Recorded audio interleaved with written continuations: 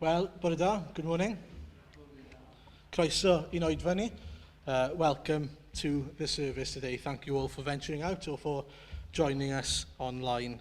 And thank you for wearing a mask as well. I know it's not easy or comfortable at times, but we try and respect others and listen to the rules as well. Just want to remind you to try and exit the building as swiftly as we can, just to avoid any sort of bottlenecks. There's plenty of room to be able to chat in the front outside. Okay, so just a few announcements. This week, yr wythnos hon te, mae cwrdd gweddi am 6 o'r gloch yr hwyr ar ddydd Mercher yn y festri. Mae grŵp T nos Iau am hanner awr wedi 7 dros Zoom, a bydd manylion yn dod mas ar e-bost I hwnna. A wedyn, y Sul nesaf, yn ôl yr arfer nawr fel ni wedi bod yn gwneud, hanner awr wedi 10 yn y capel neu yn streamio ar YouTube. We do apologise to those streaming last week. The internet connection did drop in the middle of it. We've been working hard and hopefully it stopped the issue or dealt with the issue for this week, so hopefully they'll be able to follow us along. Dwi am ddarllen cwpl o adnodau o Salm 95 wrth I ni gyflwyno'r oedfa I ofal ein Duw. Dewch a ddolwn ac ymgrymwn, plygwn ein gliniau ger bron yr arglwydd a'n gwnaeth, oherwydd ef yw ein Duw, a ni'n ein bobl iddo, a defaid ei borfa. Nawn ni weddio, let's pray. Arglwydd Dduw, diolch I ti am y fraint o gael dod I addoli, I gael dod I gwrdd a'n gilydd, ond yn fwy na hynny, I gael dod I dy bresenoldeb di, arglwydd. I gael dod at ein Duw ni, I ddod a plygu glin, I ddod ac ymgrymu.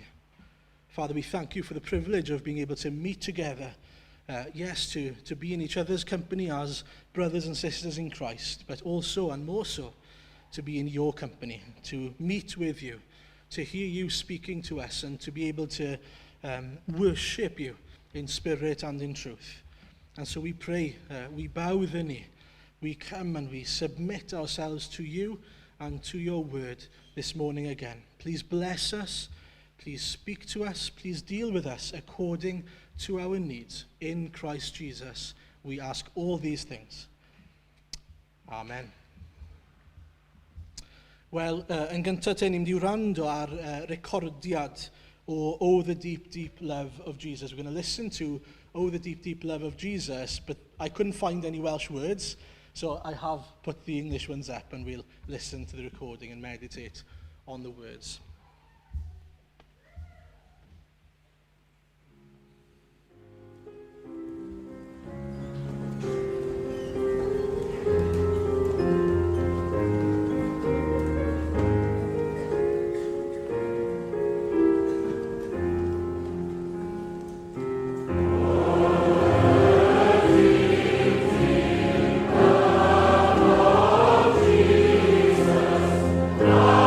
Amen.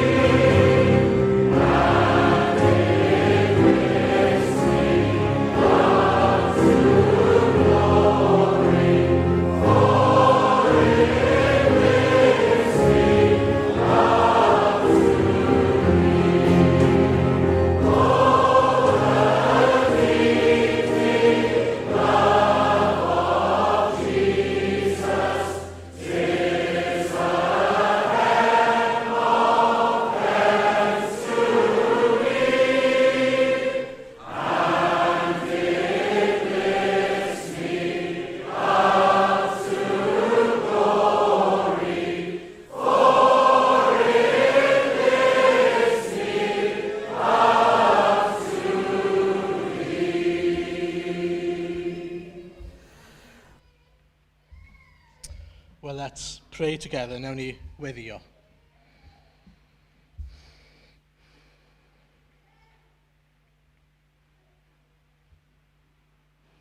Arglwydd Dduw, ni'n diolch i ti mai trwy dy gariad di ni'n gallu dod i daddoli di ac i blygu glin i ti y bore yma eto. Lord, we do thank you for the love of Jesus, the deep, deep love of Jesus. That love that is now a heaven of heavens to us, that lifts us up to glory. Lord, we thank you that he is the way, the truth and the life, that we can only come to the Father, to you, Father, through him. Arglwydd Dduw, ni'n diolch i ti am yr arglwydd Iesu. Mae fe yw'r archoffeiriad mawr. Mae fe yw ein hawl ni, ein access ni, arglwydd, ato ti o dad. Ac arglwydd, ni'n dod y bore yma eto i daddoli di, i roi clod a mawl i ti, i fawrygu enw Iesu Grist. I ni'n dod, arglwydd, i ddyrchafu fel y sarf bres yn cael ei ddyrchafu yn yr Hen Testament, arglwydd. Ni'n dod i ddyrchafu Iesu am ei fod yn darparu meddyginiaeth ar gyfer ein enaid ni. Lord, we think back to the brass serpent in the Old Testament, and we are reminded and we think of Jesus, the one who is lifted up now, who is lifted up on a cross as a means of salvation for us, who provided healing for the soul, who provided forgiveness for all our sins, past, present and future. Lord, we are so thankful to you. Our hearts are full of thankfulness to you as we think back to that time where you opened our eyes to the gospel. Lord, we'll be looking at our first love in the sermon in a minute, reminded of that time we became a Christian. And Lord, we ask for your help, for grace, to be able to continue to look back, to continue to remember and do as we used to do. Arglwydd, ni'n diolch i ti ein bod ni yn cael byw i ti nawr, mewn ymateb i'r efengyl i ni wedi gredu. Ni'n diolch i ti, arglwydd, fod lle i ni, fod pwrpas i ni yn y byd yma. Arglwydd, ni'n diolch i'n bod ni'n cael bod yn llys genhadon i'r arglwydd Iesu, yn ambassadors i'r arglwydd Iesu. Lord, we pray as those ambassadors of Jesus Christ that you would help us by your Spirit and fill us with your Spirit in order to be the representatives we ought to be.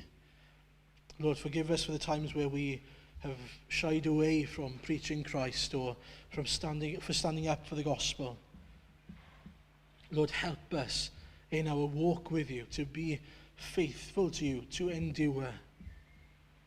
Arglwydd, ni'n meddwl am rhai mewn gwledydd eraill, falle sydd yn dioddef am fod yr her yna o ddyfal barhau yn fwy real nag yw ei ni hyd yn oed. Lord, we think of those who are persecuted at the moment for their faith, and the challenge to endure is even greater than ours, probably, Father. We think of those in India, we think of those in Pakistan, we think of those in Nigeria at the moment, as we've been hearing about in the prayer meeting. Those pastors who are kidnapped and potentially killed because they follow you, because they love you. Lord, we pray that you'd give them strength and grace by your Spirit again to continue to be faithful to you, to endure to the end, Father, knowing that their reward is in heaven, that paradise is before them, just as it is for us, Father. And yet we don't make light of the trials that we may face at the moment either, Father. Lord, we commit them to you. We know, Father, and perhaps it's more for some than others, that we can get down, we can get depressed, Father. We can struggle, we can feel lonely, especially at the moment, where we pray that you would be an ever-present comfort and help for us, our soul, that we would fully rely on you, lean on you, trust in you for all that we need. Arglwydd, diolch i ti, dy fod ti yna i ni, bob tro, trwy'r amser. Arglwydd, ambell dro i ni ddim yn teimlo dy bresenoldeb di falle. I ni ddim yn ymwybodol, ambell dro i ni'n anwybyddu dy bresenoldeb di, arglwydd. ond i ni'n diolch dy fod ti yno. Arglwydd maddau ni, am anghofio, am amau, am beidio a dibynnu arno ti. A helpa ni Arglwydd, helpa ni i gerdded, i rodio gyda ti. Fel Enoch a fel rhai eraill sydd wedi bod o'n blaenau ni Arglwydd, yn rodio gyda ti drwy bywydau nhw. We pray, Father, that we would walk alongside you, in step with your Spirit, as we journey through this life together. Knowing, again, that there is a reward, knowing that you are waiting for us, that you've prepared a place for us. Knowing that there is so much more, so much better ahead for us, waiting for us in eternity. Lord, finally we pray for Wales and the world, Father. We pray for the local area. We pray for the larger area, Father. And we pray for wisdom for our leaders. We pray more than anything for salvation for our leaders, Father, so that they could lead in a godly, God-honouring way. But Father, we commit them to you now. And we see that there is confusion around us. There's confusion in the way perhaps the government is leading us even. But Father, we are reminded that only one knows all things. Only one knows how to do things best, how to do things perfectly. And that is you, Father. Felly Arglwydd, ni yn gofyn i ti ein harwain ni, i ti arwain ein llywodraethau ni, ein pobl ni, ac Arglwydd i uwch llywodraethu, o'r uwch llywodraethu yn ein gwlad ni ar hyn o bryd ysgweli di'n dda. I ni yn cyflwyno'r feirws i ti nawr ac yn gofyn a sgweli di'n dda, y bydd e'n dod i ben. Ond eto Arglwydd, ni'n dweud, wel, gwneler dy wyllus di Arglwydd. I ni'n gwybod yn y cyfan y byddi di'n gwneud yr hyn sydd yn dda ar gyfer dy bobl. So, Father, we pray now as we come to your word that you would meet us here and that you would again reveal to us the Lord Jesus, his glory, his might, Lord, everything that is so wonderful about him. And Lord, we pray as we leave this place that we would have known for sure that we have met with you. Felly Arglwydd, ni'n cyflwyno'r cyfan i ti nawr, gogoniant a mawl i dy enw di. Amen. Wel, mae'r darlleniad yr wythnos yma yn dod o datguddiad 2 a'r neges neu'r llythyr at yr Effesiaid. So we're looking at Revelation 2 and the letter to the Ephesians. And it's Revelation 2 verses 1 to 7. I'll read in Welsh and it'll be on the screen in English. At angel yr eglwys yn Ephesus, ysgrifenna. Dyma y mae'r hwn sy'n dal y 7 seren yn ei law dde, ac yn cerdded yng nghanol y 7 ganhwyllbren aur yn ei ddweud. Gwn am dy weithredoedd, ath lafur, ath ddyfal barhad, a gwn na ellioddef yr rhai drwg. Gwn dy fod wedi rhoi prawf ar y rhai sy'n ei galw ei hunain yn apostolion, a hwythau heb fod felly, a chefais twyn gelwyddog. Ac yma gennyt ddyfal barhad, a dygaist faich trwm mwyn fy enw i, ac ni ddiffygiaist. Ond, yma gennyf hyn yn derbyn, i ti roi heibio dy gariad cynnar. Cofia felly o ble y syrthiaist ac edi farha, a gwna eto dy weithredoedd cyntaf. Os na wneu, ac os na edi farhau, fe ddof atat a symud dy ganhwyllbren o'i le. Ond, yma hyn o'th blaid, dy fod fel minnau yn cysau gweithredoedd y Nicolaiaid. Y sawl sydd â chlistiau ganddo, gwrandawed beth y mae'r ysbryd yn ei ddweud wrth yr eglwysi.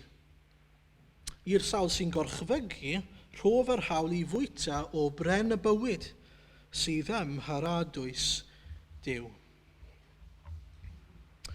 Well, last week we were confronted with the truth about the return of Jesus, if you remember back a whole 7 days ago.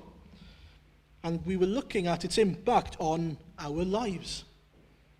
We were also reminded of who Jesus is and the need to see him as he is now not as he was. We can think of Jesus as the Lord who put aside his majesty and status in heaven and forget that he now is back on his throne in heaven, reigning on high. Wel, yr wythnos yma i ni'n edrych ar yr hyn mae Iesu'n ei ddweud wrth yr eglwys yn Ephesus. Geiriau pwy yw rhain yn gyntaf Wel, yn yr astudiaeth yr wythnos yma, fe welswn ni batrwm y llythyrau. Ac un peth oedd yn cael ei amlygu i ni oedd fod cyflwyniad y llythyrau, felly sut o'n nhw'n dechrau, dyma y mair ac yn y blaen. Os edrychwch chi yn eich Beibl, gallwch chi weld nhw. Mae hynny'n adleisio y geiriau welson ni yn y weledigaeth gyntaf. So os chi'n edrych ar weledigaeth cyntaf Ioan, a wedyn yn cymharu hynny gyda dechrau pob llythyr byddwch chi'n gweld bod e wedi cymryd rheina i gosod nhw mewn. And so John is reminding us before looking at the content of the letter that this is who is speaking, this same Lord Jesus, the one who holds the 7 stars and walks among the 7 candlesticks. In other words, Jesus is the lifeblood of the church, the head of the church. If there's no Jesus, there's no church. We exist as we do because of him. What use is a candlestick without the candle? What use is it?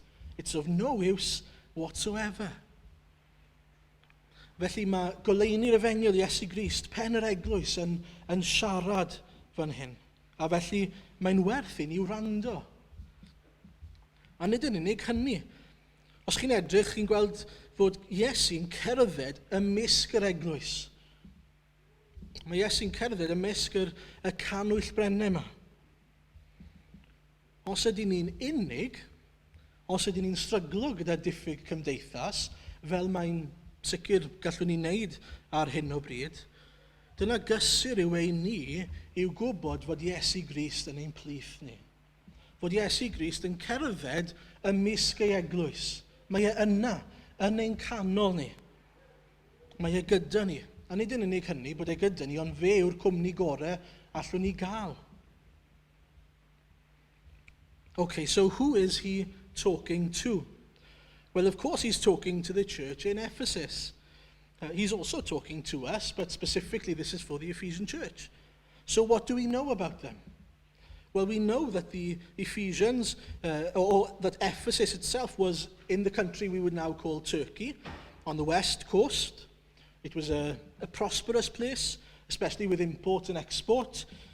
It was considered a cultural place, an open place. They pretty much believed anything goes. You can believe what you want. You can do what you want. They were open to all sorts of different beliefs and ways of living. Oedd digon o eilunod a temle o gwmpas, yn enwedig i dduwiau Groegaidd. Y prif deml yn Ephesus oedd teml Artemis, neu y dduwies Diana, oedd yn dduwies Groegaidd. Ac oedd cymysgedd, cymysgedd rhyfeddol o, rhyw fath o, chi'n cofio Woolworths a Pick and Mix, rhyw fath o pick and mix o crefydd, magic, sorcery, beth bynnag o'n nhw moyn. A hyd yn oed rhyw gredo o'n nhw wedi gwneud lan. A wedyn yn ni dod â nhw at ei gilydd, creu rhyw dduw ffals, fel bod nhw'n ddigon hapus gyda'i diwiau ffals nhw. A mae'n swnio'n ddigon tebyg i'n dyddiau ni, nag yw e?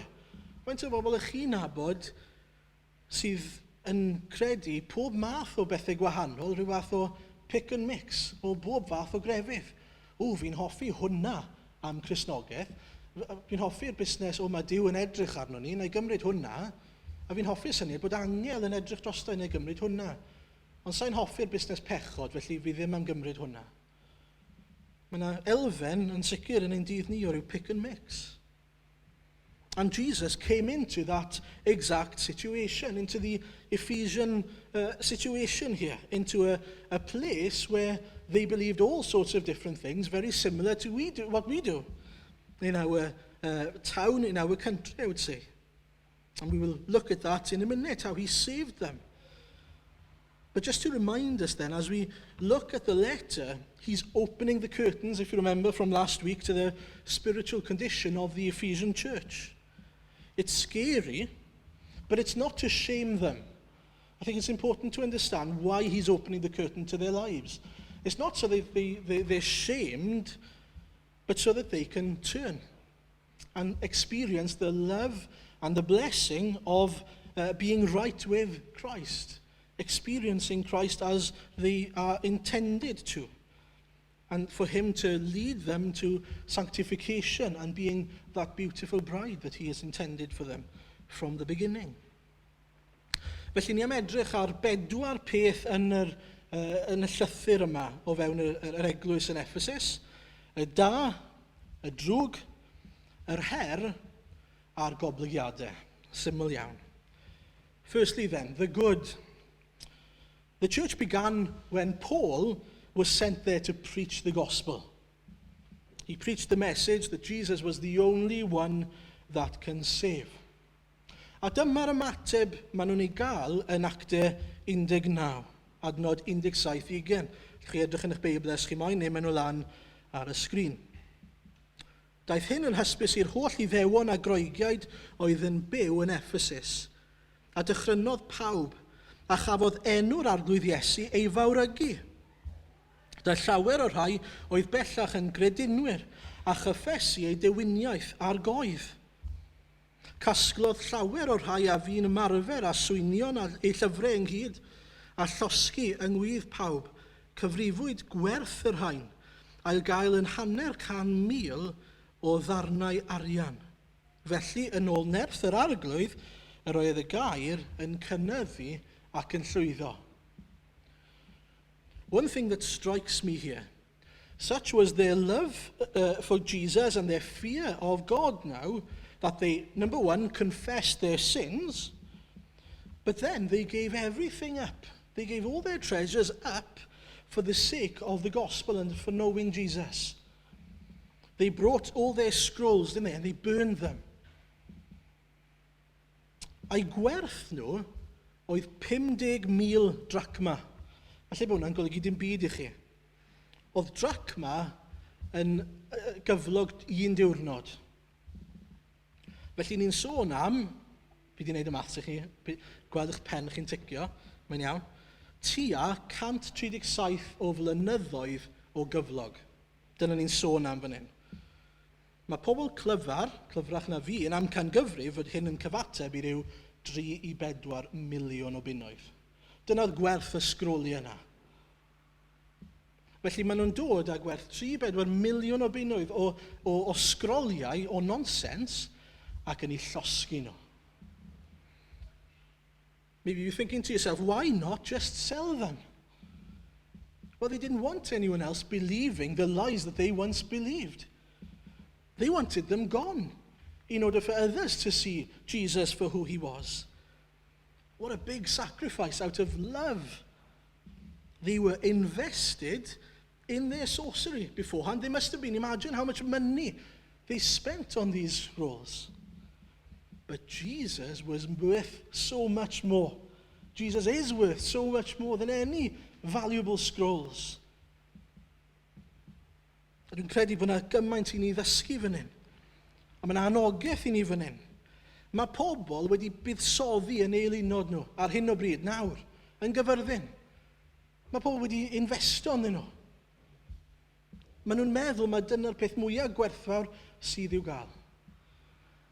Ond, dyn nhw'n ddim byd i'w gymharu ar arglwydd Iesu. Dyn nhw'n ddim byd i'w gymharu ar Efengil.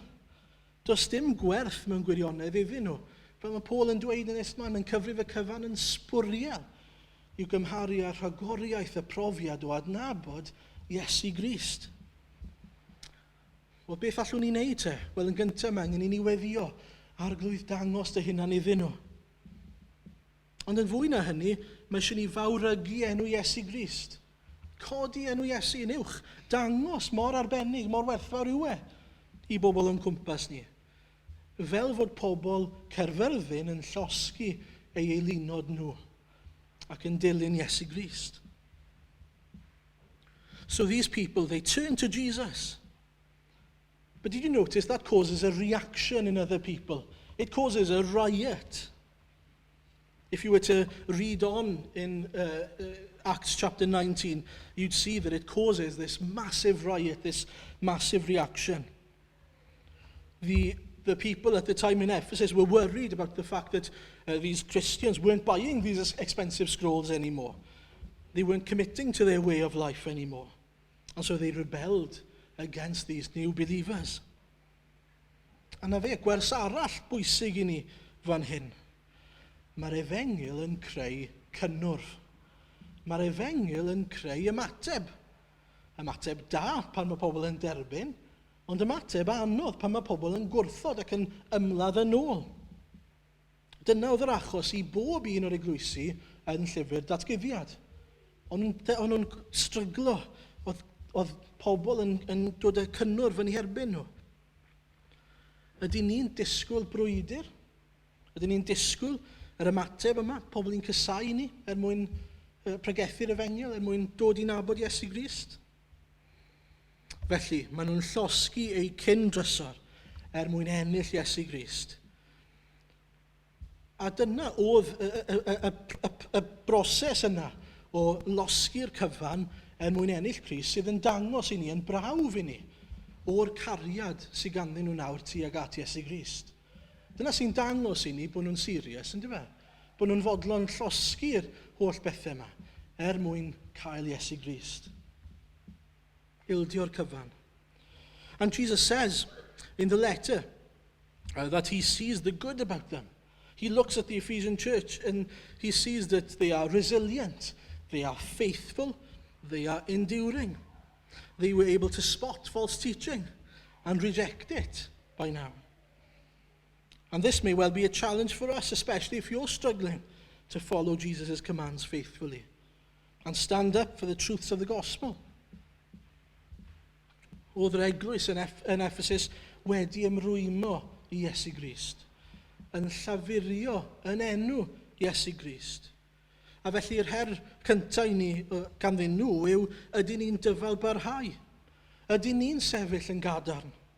Pa mor ffyddlon ydyn ni? It's so easy, isn't it, to look at the Ephesian church and to dismiss them completely because you know that there's a but coming up or a yet coming up. There's a negative coming up. But there is good here as well. And Jesus points it out. And these can be things that challenge us and that we need to think about for ourselves. We can learn from their weaknesses, but we can also be challenged by their strengths. They were faithful, they were enduring. They knew the difference between truth and lies. Do we? Are we? Are we resilient? Tybed, ydyn ni'n sefyll dros y gwirionedd fel y gwnaethon nhw? Ydyn ni'n gwybod ein athrawiaeth fel yr oedden nhw? Ydyn ni'n dal ati fel wnaethon nhw? Felly ni'n meddwl, gret, mae'r eglwys yn swnio fel eglwys hyfryd. Maen nhw'n anrhydeddu Duw, maen nhw'n dyfalbarhau, maen nhw'n dal ati. Ni'n darllen adnod 2 a 3 yn y llythyr, a chi'n meddwl, ardderchog, be well. So we've had the good, but suddenly we get to the second point, which is the bad. It's been all good so far, but then there's this but or a yet, depending on your version. Yet I hold this against you. You have forsaken the love you had at first. And then in verse 5 he says, consider how far you have fallen. And so this is a serious thing, isn't it? Ni'n dod I ddeall bod nhw wedi gadael eu cariad cynnar neu eu cariad cyntaf yn dibynnu ar eich fersiwn chi. A mae Iesu'n dangos fan hyn bod bywyd y Cristion nid yn unig ynglyn â beth ni'n ei wneud, ond pam ni'n ei wneud e. Nid beth ni'n ei wneud yn unig, ond pam ni'n ei wneud e. Beth sy'n ein cymell ni. The love that they had left, this isn't some kind of warm, fuzzy feeling that he's talking about. Love is so much more than a feeling, isn't it? Somewhere down the line, they'd stop living their lives and doing things purely out of love for Jesus. Their lives weren't governed by or led by primarily the love of Jesus anymore. Now, we don't know what their motivations were, but we can probably think of a few of them. Maybe efallai bod nhw'n teimlo rhyw elfen o ddyletswydd. Dylen ni wneud e. Nid bod ni eisiau, falle, ond dylen ni wneud e.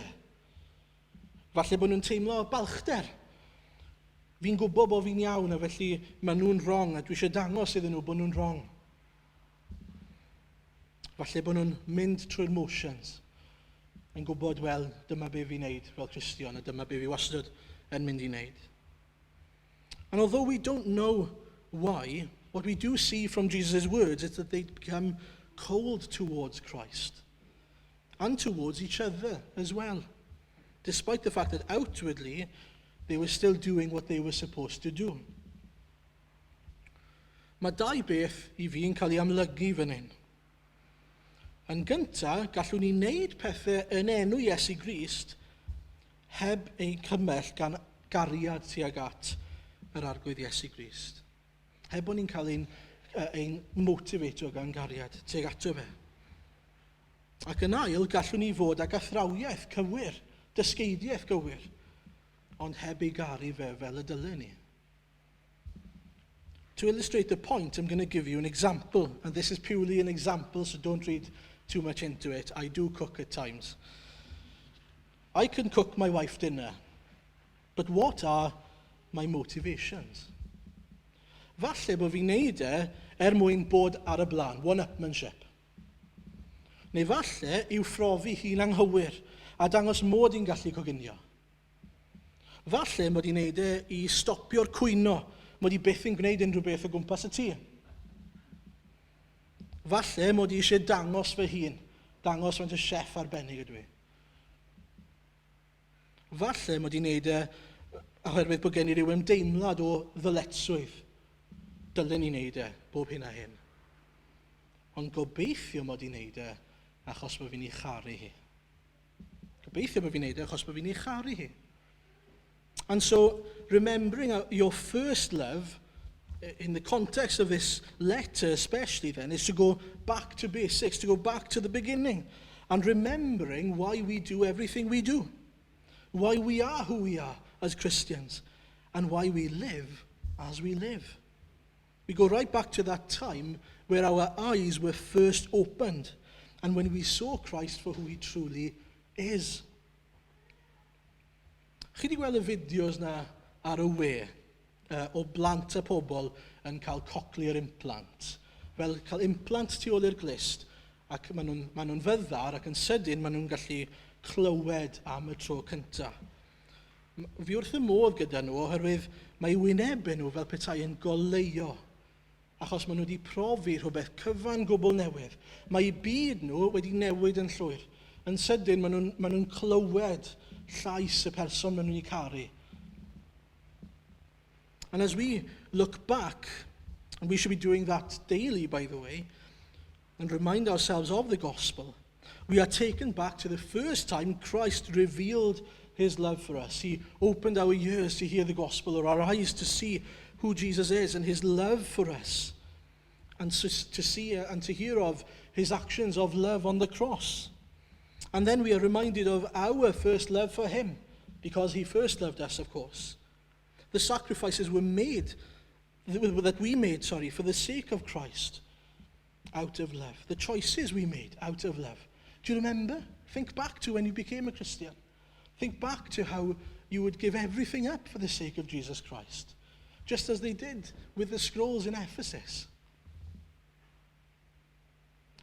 I'r eglwys yn Ephesus oedd angen I cymryd nhw nôl I Actau 19 a llosgi llyfrau a gweld Crist wedi cael ei fawrygu unwaith eto, cael ei atgoffa nhw, eu cariad nhw tuag at Crist am fod Crist wedi caru nhw.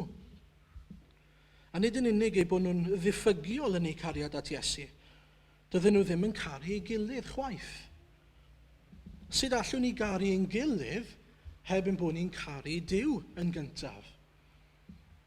In 1 Corinthians 13, we hear about this love, don't we? And first we see that there's proof you can do good works without love. You can do it. The examples are in verses 1 to 3. Os llefaraf a thafodau mei drolion ac angylion, a heb fod gennyf gariad, efydd swnllid ydwyf, neu symbol a flafar. Ac os oes gennyf ddawn proffwydo, ac os wyf yn gwybod y dirgelion i gyd, a phob wybodaeth, ac os oes gennyf gymaint o ffydd, nes gallu symud mynyddoedd, a heb fod gennyf gariad, nid wyf ddim. Ac os rof fy holl fyddiannau i borthi eraill, ac os rof fy nghorff yn aberth, a hynny mwyn ymffrostio, a heb fod gennyf gariad, ni wna hyn ddim lles i mi. But then, in verse 4 onwards, love is talked about in the context of how we deal with each other. Love is patient, kind, not envying, not boasting, and being proud. Mae nodweddion yma i gyd yn cynnwys pobl eraill, yn y cyd-destun o ddelio gyda pobl eraill. Os dim angen bod yn amyneddgar gyda hunan, mae angen bod yn amyneddgar gyda pobl eraill. Chi ddim angen bod yn gymwynasgar gyda chi hunan. Chi angen bod yn gymwynasgar gyda pobl eraill. Felly ystyriwch, ydych chi'n byw i Iesu Grist mas o gariad tuag ato fe a tuag at eraill. Os ych chi eisiau gwybod, os ych chi'n amlygu cariad Crist at eraill, bydd ei weld yn y ffordd ych chi'n caru eich gilydd. And to go back to the point then about preaching the gospel daily. Dywedodd Jerry Bridges, preach the gospel to yourself daily. Dys i ar draws ddarn arall oedd yn ymelaethu yn mynd yn bellach gyda'r dyfyniad yn ei lyfr, y llyfr yw The Discipline of Grace, wrth i fi baratoi. A oedd yn gofyn beth mae hynny'n wir yn ei olygu to preach the gospel to yourself daily. Dyma'r dyfyniad. To preach the gospel to yourself then means that you continually face up to your own sinfulness and then flee to Jesus through faith in his shed blood and righteous life. It means that you appropriate, again by faith, the fact that Jesus fully satisfied the law of God, that he is your propitiation, and that God's holy wrath is no longer directed towards you. To preach the gospel to yourself means that you take at face value the precious words of Romans 4 verse 7 to 8. Blessed are they whose transgressions are forgiven, whose sins are covered. Blessed is the man whose sin the Lord will never count against him. It means that you believe on the testimony of God, that therefore there is now no condemnation for those who are in Christ Jesus. Romans 8 verse 1. It means that you believe that Christ redeemed you from the curse of the law by becoming a curse for you. For it is written, cursed is everyone who is hung on a tree. Galatians 3:13. It means you believe he forgave you all your sins and now presents you holy in his sight, without blemish and free from accusation. Turning to the Old Testament, to preach the gospel to yourself means that you appropriate by faith the words of Isaiah 53 verse 6. We all like sheep have gone astray. Each of us has turned to his own way, and the Lord has laid on him the iniquity of us all. It means that you dwell upon the promise that God has removed your transgressions from you as far as the east is from the west, that he has blotted out your transgressions and remembers your sin no more. But it means that you realize that all these wonderful promises of forgiveness are based upon the atoning death of Jesus Christ. It is the death of Christ through which he satisfied the justice of God and averted us from the wrath of God that is the basis of all God's promises of forgiveness. We must be careful that in preaching the gospel to ourselves, we do not preach a gospel without the cross. We must be careful that we do not rely on the so-called unconditional love of God without realizing that his love can only flow to us as a result of Christ's atoning death. Pa mor hyfryd yw hynny? Wrth chi ddarllen a gwrando ar y dyfyniad yna, byddech chi'n cael eich atgoffa o lle chi'n sefyll ger bron Iesu Grist, o'i gariad sydd wedi llifo tuag ato chi. Diolch i'r arglwydd Iesu, diolch i'w aberth nid yn ddibynnol ar eich gweithredoedd chi. Os ddim, mae eisiau chi ystyried, ydw i erioed wedi profi cariad Iesu. Ac os ddim, gofynnwch iddo fe, arglwydd, gad i mi brofi dy gariad i. agor fy llygad i fi gael dyweldi, fel ti am i fi dyweldi, ac i gael profi, ac yna efelychu dy gariad i. And as we finish this point then, I think it's important to say that I don't think that the Ephesian church were completely loveless towards Christ. It's not that they didn't love him at all. I still believe they loved him, but I don't think that they loved him as they ought to love him. With all their heart, mind, soul and strength. I don't think their love for him governed their actions and shaped their lives. And so I don't want to suggest for a minute that they or we don't love Jesus at all. What I'm saying more than that is that our love for him may not be as it ought to be. And we may not be living a life governed by and shaped by our love for him. Why do you do the things that you do? Why do we live the way we live? Felly dwi ddim am i chi feddwl am eiliad mod i'n dweud bod chi'n gwbl ddigariad at Iesu Grist os ydych chi fel yr Effesiaid. Ond mae cariad llwyr yn golygu rhoi ein hunain yn llwyr. Nesaf felly, ac yn fer iawn y ddau bwynt olaf. Thirdly, and quickly, the challenge. The answer may sound ridiculous at first. Repent and do the things you did at first. He's just been saying, you're just doing all these works, and what do you want me to do? These other works. But it's not really what Jesus is saying here. Meddyliwch am y tro cyntaf i chi gwmpa mewn cariad, os chi wedi cael y profiad yna. Darllenes i rhywbeth gan Alistair Begg oedd yn dweud, pan mae rhywun yn dechrau perthynas romantis, maen nhw'n dymuno plesio i gilydd. Maen nhw'n rhoi maen nhw'n nôl i cariad, o'r gorsaf drem, neu yn agor y drws y car iddyn nhw. Oedd hwn yn hen quote, fi'n credu. Ond mae pethau mae'n ddigon neis os chi'n mynd i'r orsaf drena. Neu'n mynd mas am fwyd neis gyda nhw. Maen nhw'n hefyd yn gwagio'r sbwriel, mynd â sbwriel mas, neu'n mynd i'r gwaith i ddarparu ar gyfer y person ac yn y blaen.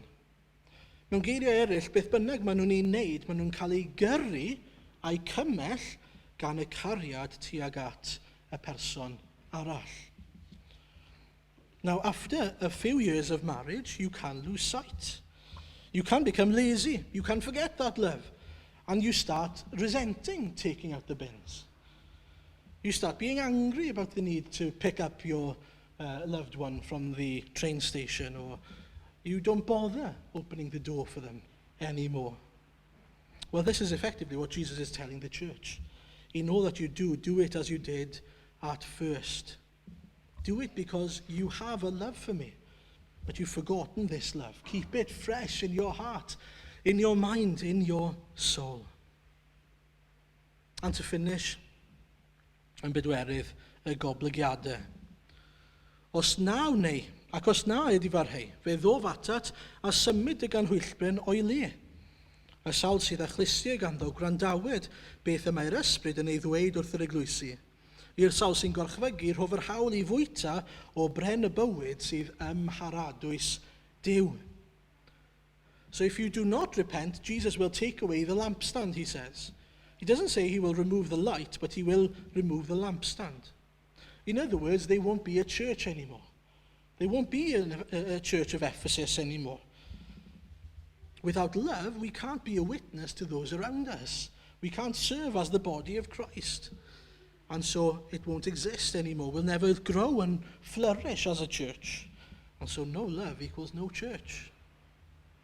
Ond y newyddion da fan hyn yw yr hyn mae Crist yn ei ddymuno. Beth mae e moyn ar ein cyfer ni? Wel, un gwobrwyo ni. Dyw Crist ddim yn dymuno i'n gweld ni'n methu, mae'n dymuno i'n gweld ni'n llwyddo. Mae'n dymuno i ni gael bwyta o bren y bywyd, mae'n dweud. Ymharadwys Duw. A mae'r darlun yn fendigedig oherwydd beth yw cyd-destun yr Effesiaid ar hyn o bryd. The Ephesians, if you remember, they faced riots and trials because they loved Jesus. They were having to endure and persevere. But if they were willing to persevere in love, they would experience paradise. They would experience heaven. And that's amazing because there is no paradise on earth. There is no heaven on earth. There's only one paradise, which is eternity with Christ. They will eat from the tree of life, he says. They'll have eternal life in a perfect, peaceful, holy heaven. Byddwn ni gyd yn dioddau nawr, yn y byd yma, sy'n ots ni'n credu yn Gristion i ddim. Mae pawb yn gorfod dioddau, mae dioddefaint yn dod i ni gyd oherwydd y cwymp. Ond y gwahaniaeth yw, os ych chi'n Gristion, mae yna wobr i'r dioddefaint. Os ych chi'n dioddef yn enw Iesu Grist ac ei fwynau. A chi'n rhyfeddol, mae pawb yn dioddau, mae pawb yn colli bobl, mae pawb yn wynebu rhyw fath o heriau yn y byd yma. Ond beth am i ni ildio ac aberthu gan wybod nad yw e'n wastraff, a charu Crist a'i eglwys a'i bobl, gan wybod fod buddigoliaeth o'n blaenau ni, a paradwys gyda Duw yn aros amdano ni. So, consider how the Lord is speaking to you today, through the good, the bad, the challenge, or the consequences. What is he saying to you? How does he want to shape you in the likeness of Christ? How can you learn from or be challenged by or heed the warning of these people? And in all those things, give him praise for paving the way for us to be made right with God and to experience his love for us and giving us an opportunity then to live a life of love for him. What a wonderful thing it is that we can live a life of love for Jesus Christ because he first loved us for his glory. Amen. Well, we're going to finish by listening again to the last hymn, and it'll come up on the screen, and the words will be up in both languages actually. It's a relatively old hymn, but I think the words are just wonderful, and so please look at the words and meditate on the words and pray the words as we listen to the hymn. Diolch.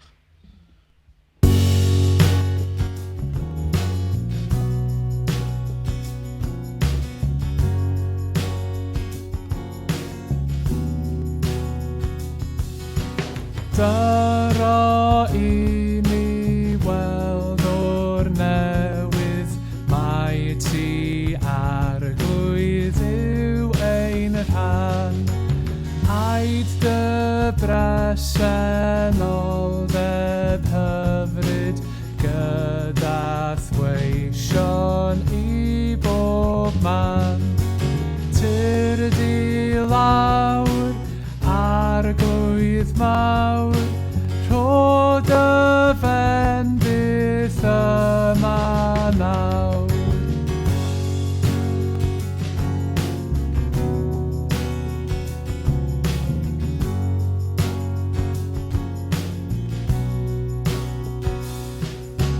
Ymddisgleiria yn y canol, gweld y bobl yma'n hir, ymhiraethu addfwyn Iesu, am gael gweld y wyneb pryd, golau cry o ddifri, chwal o bob ryw gwmwl dir.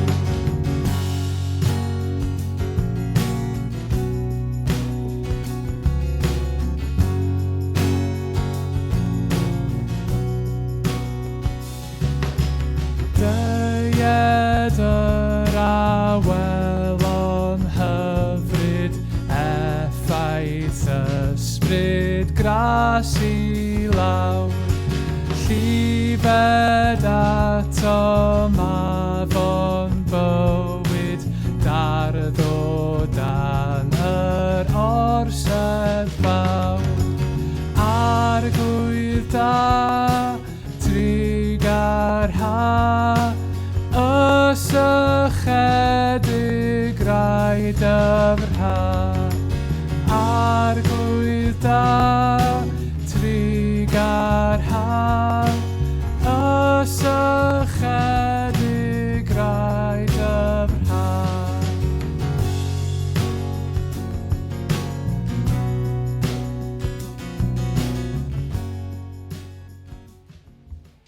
Nawn ni weddio, let's pray. Arglwydd Dduw, ni'n diolch i ti am siarad gyda'r eglwys yn Ephesus. Ni'n diolch am dy gariad tuag ati nhw, A dy ddymuniad i'w gweld nhw yn dod yn ôl at eu cariad cynnar nhw. Lord, we thank you for your love for the Ephesian church and your desire to see them coming back to that first love, to see them growing and being like the Lord Jesus in his love for them and for others around them. Arglwydd, helpa ni I dy garu di fel y dylen ni. Helpa ni arglwydd rho gariad I ni. Llenwa ni gyda dy ysbryd glân. Father, help us to grow in our love for you. Help us to go back to that first love if we have grown cold against you. Lord, we also are challenged by the Ephesian church and their faithfulness and their endurance. And we pray that we would emulate that in our own lives. Help us to be firm with the truth and to be firm in our love for you, Father.